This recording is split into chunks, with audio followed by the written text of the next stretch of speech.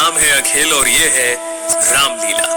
माना जाता है कि आदि कवि वाल्मीकि जी ही इस कलयुग में गोस्वामी तुलसीदास जी के रूप में जन्मे और उन्होंने मानव जाति के उद्धार के लिए संवत 1631 में रामचरितमानस की कथा का आरंभ किया। गोस्वामी जी स्वयं कहते हैं कि 4 वेद, 18 पुराण और सभी शास्त्रों को पढ़ने का फल आपको रामचरितमानस से मिल जाता है। राम जी की कथा सबसे पहले शिव जी माता पार्वती को सुनाते हैं।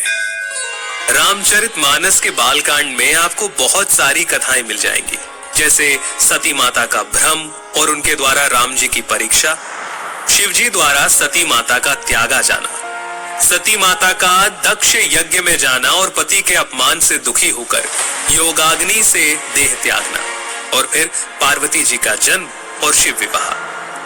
परंतु राम जी के अवतार लेने के 2 मुख्य कारण रामचरितमानस में आप जान पाएंगे। पहला, मनु और शत्रुपा का 10,000 वर्षों तक का कठिन तप, जहां वो प्रभु से कहते हैं कि हमें आप जैसा पुत्र प्राप्त हो, जिसके उत्तर में करुणा निधान भगवान कहते हैं, ऐसा ही हो हे राजन, मैं अपना समान कहां जाकर खोजूं? अतः स्वयं ही आकर तुम्हारा पुत्र बनूंगा। और दूसरा कारण नारद मुनि का भगवान विष्णु को दिया गया श्राप। तुमने मुझे ठगा है, अतः अपने किए का फल अवश्य पाओगे। तुमने हमारा रूप बंदर सा बना दिया, अब बंदर ही तुम्हारी सहायता करेंगे। तुमने मेरा बड़ा आहित किया है, इसलिए तुम्हें भी स्त्री वियोग में दुखोगे। एक ओर जहां राम जन्म की भूमिका बन रही थी, वहीं पुलत्स ऋषि के कुल में जन्म हुआ भाइयों समेत 10 सर और 20 भुजाओं वाले प्रचंड पराक्रमी रावण और उसके भाइयों ने ब्रह्मा जी की तपस्या कर उनसे वरदान मांगा। रावण ने कहा,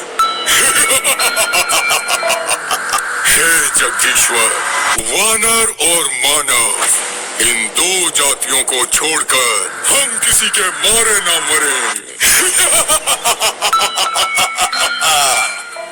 और कुंभकर्ण सरस्वती जी के प्रभाव के चलते इंद्रासन के स्थान पर निद्रासन का वर मांग बैठे, और विभीषण ने प्रभु चरणों में निष्काम प्रेम का वरदान मांगा।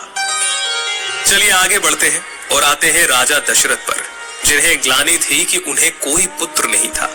गुरु वशिष्ठ के कहे अनुसार महाराज दशरथ ने ऋषि श्रृंगी को बुलाकर पुत्र कामेष्ठी यज्ञ किया, जहां अग्निदेव स्वयं हाथ में चरु यानी कि खीर लिए प्रकट हुए, और इस खीर के प्रभाव से तीनों रानियां यानी माता कौशल्या, माता कैकेयी और माता सुमित्रा गर्भवती हुई, और चैत्र मास के शुक्ल पक्ष की 9वीं तिथि को दोपहर के समय प्रभु श्री राम का प्राकट्य हुआ। 9वीं तिथि मधुमास पुनीता, 9वीं तिथि मधुमास पुनीता, शुक्ल पक्ष अभिजीत हरि प्रीता, मध्य दिवस अति शीत न घामा, पावन काल लोक विश्रामा। राम सिया राम बोलो, राम सिया राम बोलो, राम सिया राम बोलो राम। इसके आगे क्या क्या हुआ, प्रभु ने क्या क्या लीलाएं की, हम आपको जरूर बताएंगे। बालकांड से लेकर उत्तरकांड तक सिर्फ रामलीला